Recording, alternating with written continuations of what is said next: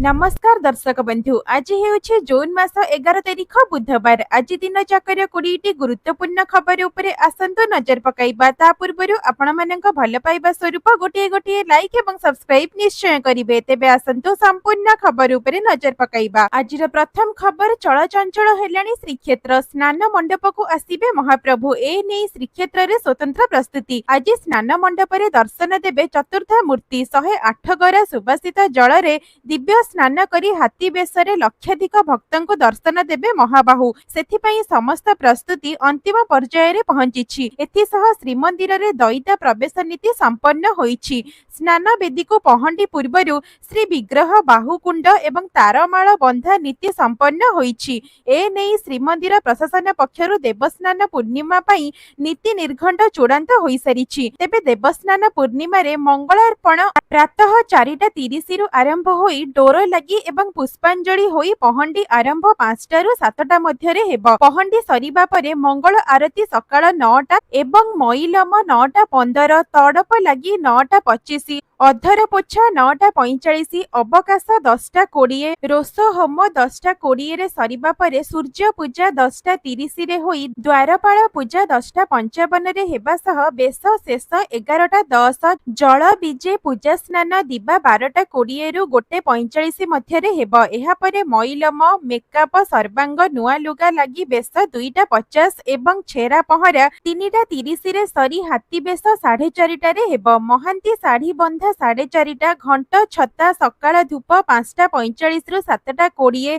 दक्षिणी घर भोग संध्या 6:30, साहाण मेला 7:30 रु 10:30, हाथी बेश मईलम रात्र 11टा, पुष्पांजलि और डोर लगी 11:10 रे होई बाहुडा पहंडी 11:30 रु 2टा रे हेबो। एथिसह सुना चिता एवं राहु रेखा मईलम 2:30 रे अनुष्ठित हेबो। तेबे अत्यधिक स्नान करिबा परे अणसर घरे महाप्रभु जोर रे पड़िबा सह दैतापति सेवायतଙ୍କ द्वारा आरंभ हेबो गुप्त चिकित्सा नीति। परवर्ती खबर मुख्यमंत्री बड़ घोषणा। चलित आर्थिक वर्ष रे मिलिबो 40,000 नियुक्ति। केंद्र रे मोदी सरकारंकर तृतीय पाळीर प्रथम वर्ष एवं राज्य भाजपा सरकारंकर प्रथम वर्षर उपलब्धि बखाणिछंती मुख्यमंत्री मोहन चरण माझी।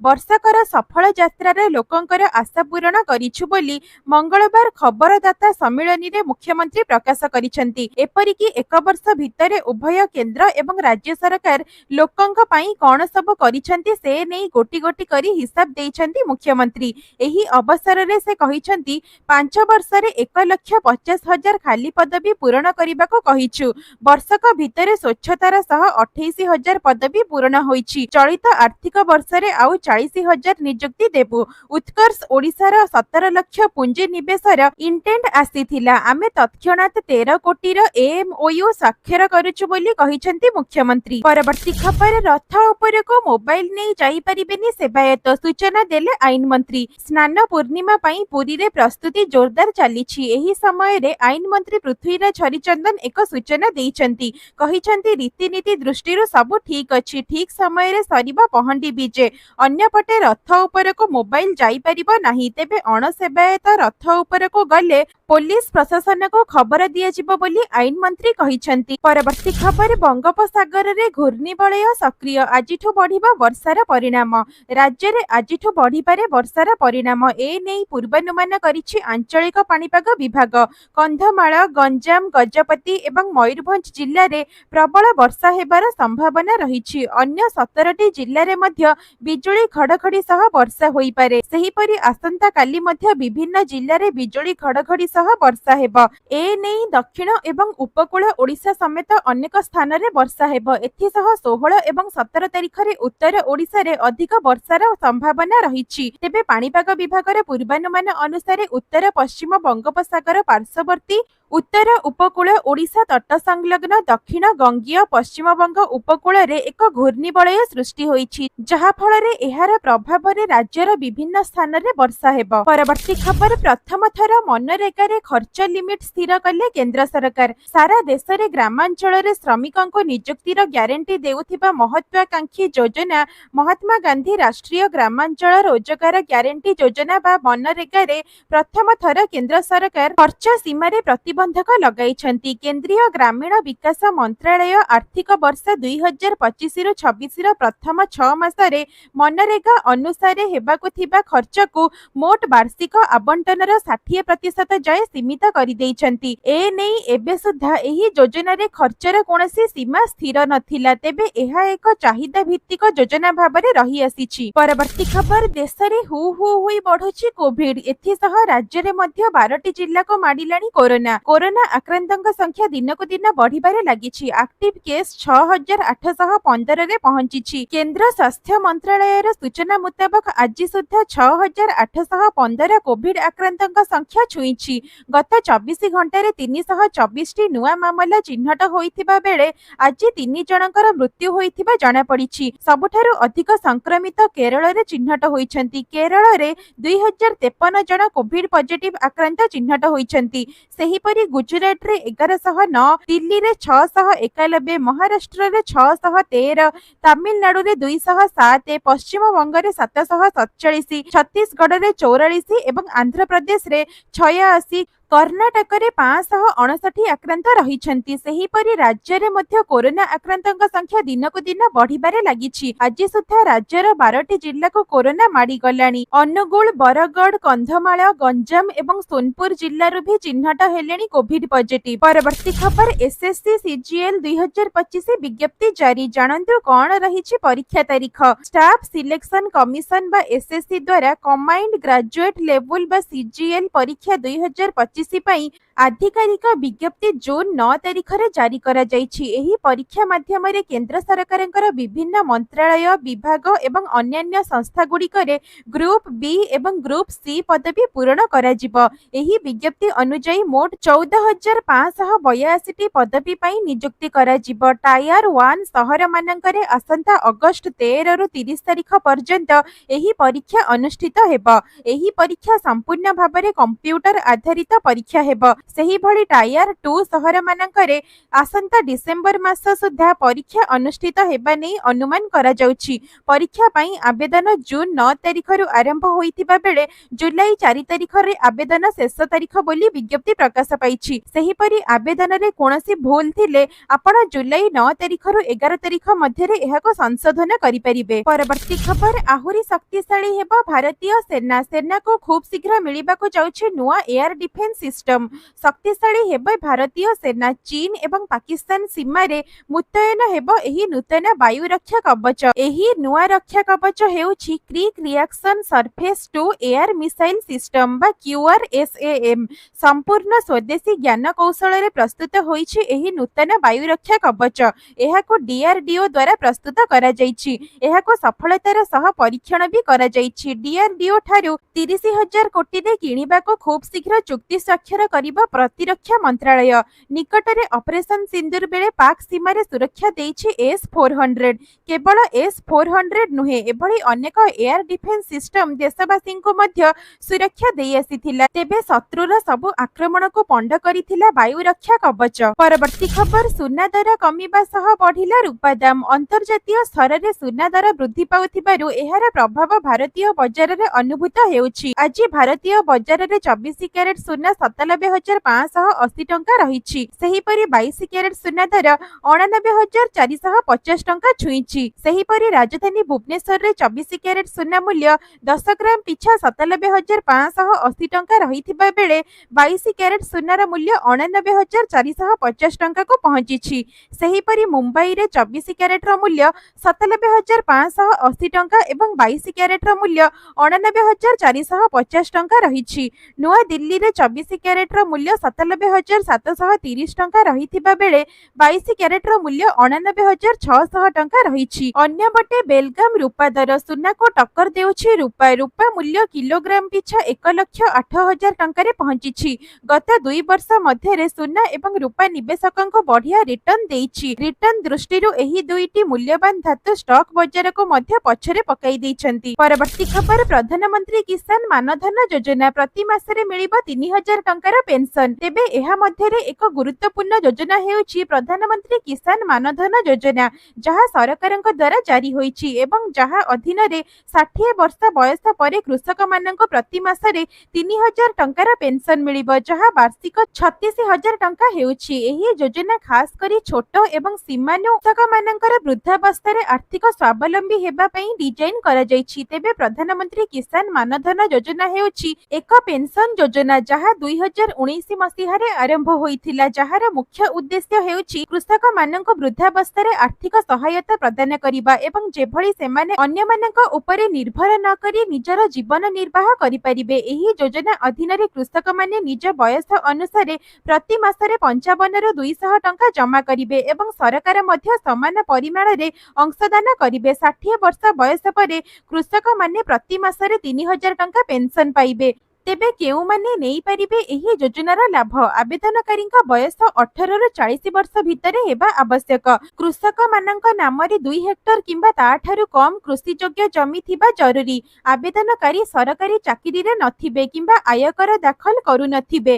ଆବେଦନକାରୀ ଇପିଏଫ୍ଓ, ଏନପିଏସ୍ କିମ୍ବା ଇଏସ୍ଆଇସି ଭଳି ଯୋଜନାରେ ଅନ୍ତର୍ଭୁକ୍ତ ହେବେ ନାହିଁ। ମାସିକ ଆୟ 15,000 ଟଙ୍କାରୁ ଅଧିକ ହେବା ଉଚିତ ନୁହେଁ। ତେବେ ଆପଣମାନେ ଆମର ଏହି ଭିଡିଓଟିକୁ କେଉଁ ଜିଲ୍ଲାରୁ ଦେଖୁଛନ୍ତି କମେଣ୍ଟ ମାଧ୍ୟମରେ ଲେଖିକି ନିଶ୍ଚୟ ଜଣାଇବେ। ପରବର୍ତ୍ତୀ ଖବର 2036 ପାଇଁ 36 ଯୋଜନା ବିକଶିତ ଓଡ଼ିଶା ଲାଗି ପ୍ରସ୍ତୁତ ଡିଭିଜନ ଡକୁମେଣ୍ଟ। ମୋହନ ସରକାରଙ୍କର 1 ବର୍ଷ ପୂର୍ତ୍ତି ଅବସରରେ ସୁଶାସନ ଏବଂ ବିକଶିତ ଓଡ଼ିଶା ପାଇଁ ଅଫିସରଙ୍କୁ ଆହ୍ୱାନ ଦେଇଛନ୍ତି ମୁଖ୍ୟମନ୍ତ୍ରୀ। ବିକଶିତ ଓଡ଼ିଶା ବିକଶିତ ଭାରତର ସ୍ୱପ୍ନ କଣ ରହିବ ସେ ନେଇ ପ୍ରସ୍ତୁତ ହୋଇଛି ଭିଜନ ଡକୁମେଣ୍ଟ। 2036 ପାଇଁ ପ୍ରମୁଖ ବିଭାଗ ଉପରେ ଫୋକସ କରିଛନ୍ତି ସରକାର। 36ଟି ପ୍ରାଥମିକ କାର୍ଯ୍ୟକ୍ରମକୁ ସରକାର ଚିହ୍ନଟ କରିଛନ୍ତି। 2036 ପାଇଁ 36 ରଣନୀତିକୁ ହାତକୁ ନିଆଯାଇଛି। ଆଜି ଲୋକସେବା ଭବନରେ 2036 ବିକଶିତ ଓଡ଼ିଶା ଗଠନ ଏବଂ 2047 ବିକଶିତ ଭାରତ ନେଇ ଆୟୋଜିତ ହୋଇଛି ଜାତୀୟ ଆଲୋଚନା ଚକ୍ର। ତେବେ ରାଜ୍ୟର ବିଭିନ୍ନ ବର୍ଗଙ୍କ ସହ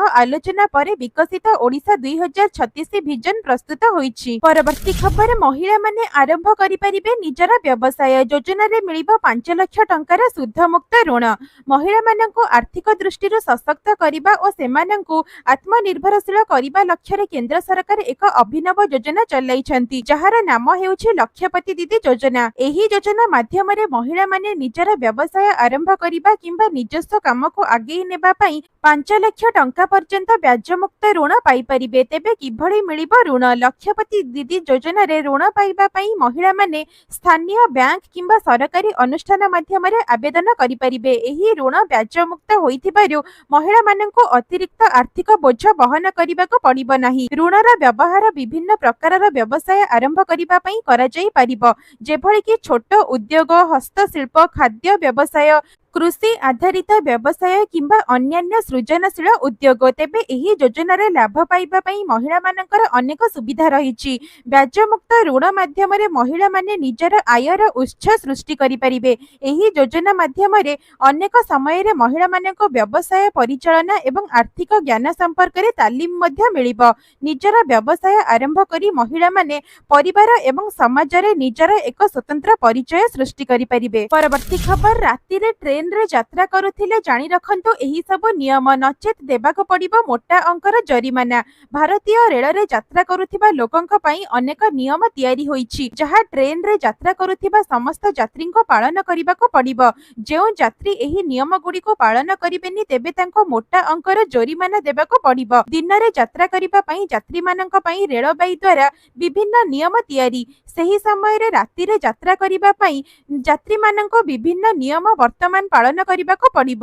ବର୍ତ୍ତମାନ ଟ୍ରେନରେ ଯାତ୍ରା କରିବା ସମୟରେ ଘଣ୍ଟାର ସୁଇଚ୍ 10ଟା ହେବା ମାତ୍ରେ ଟ୍ରେନରେ କିଛି ନୂତନ ନିୟମ ଲାଗୁ ହେବ। ରାତି 10ଟା ପରେ ଆପଣ ଟ୍ରେନରେ ଲାଉଡ ସ୍ପିକରରେ ଫୋନରେ କଥା ହୋଇପାରିବେ ନାହିଁ। ଆପଣ ଆପଣଙ୍କ ଫୋନରେ ଗୀତ ମଧ୍ୟ ବଜାଇ ପାରିବେ ନାହିଁ। ଏହା ବ୍ୟତୀତ ରାତି 10ଟା ପରେ ଟ୍ରେନରେ ଯାତ୍ରା କରିବା ସମୟରେ ଆପଣଙ୍କୁ ମଧ୍ୟ ମଝି ବର୍ଥ ଖୋଲିବାକୁ ପଡ଼ିବ। ଯଦିଓ ଆପଣ ବସିବାକୁ ଚାହୁଁଛନ୍ତି ତେବେ ଆପଣଙ୍କ ତଳେ ଯେଉଁ ତଳ ବର୍ଥ ଅଛି, କିନ୍ତୁ ନିୟମ ଅନୁସାରେ ଆପଣ आपणको मध्यम बर्थ खोलिबाको पड़िबो जहा द्वारा अन्य यात्री आराम रे सोई परिबे। राति 11टा परे समस्त ट्रेन रे चार्जिंग पॉइंट बंद होई जाए। आपणको जणाई देउछु जे शॉर्ट सर्किट एवं अग्नि निरापत्ता को ध्यान रे रखी एई नियम करा जाईछि। सेथि पई आपणको फोन को पूर्वरु चार्ज करंतु जहा द्वारा परे कोनोसी समस्या न हुए। राति 10टा परे आपण ट्रेन रे कोनोसी प्रकारर आलोक जळाई परिबे नाही। तथापि आपण कोच रो नाइट लैंप एवं डिम लाइट जळाई परिबे, किंतु जदि आपण मुख्य आलोक जळांती एवं कोनोसी यात्री अभियोग करंती तेबे आपणक विरुद्ध रे कड़ा कार्यानुष्ठान ग्रहण करा जिवो। परवर्ती खबर ओडिया रे शिक्षादान पई इग्नू सह बुझामणा। ओडिया भाषा रे उच्च शिक्षा लाभ करिवे छात्र छात्री। ओडिया रे शिक्षादान पई इग्नू सह बुझामणा करिछि राज्य उच्च शिक्षा विभाग। एथि पई 2 वर्ष मध्य रे उच्च शिक्षा विभाग खर्च करिवो 2,45,00,000 टंका, जेउथिरे पाखापाखी 500 रु अधिक कोर्स रो लाभ पाइबे छात्र छात्री। इंदिरा गांधी जातीय मुक्त विश्वविद्यालय बा इग्नूर स्नातकोत्तर पाठ्यक्रम सहित स्नातकोत्तर डिप्लोमा डिप्लोमा एवं सर्टिफिकेट पाठ्यक्रम, स्नातक ट्रावेल एवं टूरिज्म मैनेजमेंट, बीबीए एमबीए आदि विभिन्न पाठ्यक्रम को ओडिया भाषा रे प्रदान करा जिवो। ए नै छात्र छात्री माने ओडिया भाषा रे उच्च शिक्षा लाभ करि परिबे। तेबे इग्नू अधीन रे थिबा समस्त पाठ्यक्रम को ओडिया भाषा रे अनुवाद करिबा सह पिलांको पाठ्य पुस्तक एवं डिजिटल प्रिंट जोगाई देबो इग्नू। आसंता 2 वर्ष मध्य रे सरिबो एही प्रक्रिया। इग्नू अधीन रे थिबा 50 रु अधिक पाठ्यक्रम उभय सर्टिफिकेट एवं डिप्लोमा कोर्स को ओडिया रे अनुवाद करा जिवो। एथि सह 400 रु अधिक यूजी एवं 200 पीजी कोर्स रो लाभ पाई परिबे छात्र छात्री। परवर्ती खबर जगन्नाथ संस्कृति उपरे प्रतिष्ठा हेबा गवेषणा केन्द्र। सूचना देले आईन मंत्री। 3 लाख वर्ग फुट अंचल रे हेबो अंतर्जातीय स्तरर व्याख्यान केन्द्र। रथयात्रा शेष हेले 3टी व्याख्यान केन्द्र जाई देखिबे आईन मंत्री। महाप्रभुंका उपरे पुराण ठारू लीला पर्यंत सबु जिनिस सेठी रहिबो। एहा द्वारा जगन्नाथ संस्कृति उपरे ज्ञान आहरण गवेषक माने पाइबे बोली आईन मंत्री पृथ्वीराज हरिचंदन कहिसंती। परवर्ती खबर 2025 शेष सुद्धा 146 कोटी छुईबो भारतर जनसंख्या। भारतर जनसंख्या रे एक बड़ परिवर्तन घटुछि। जातिसंघर सद्यतम state of the world population report 2025 आश्चर्यजनक तथ्य प्रकाश करिछि। एही रिपोर्ट अनुसार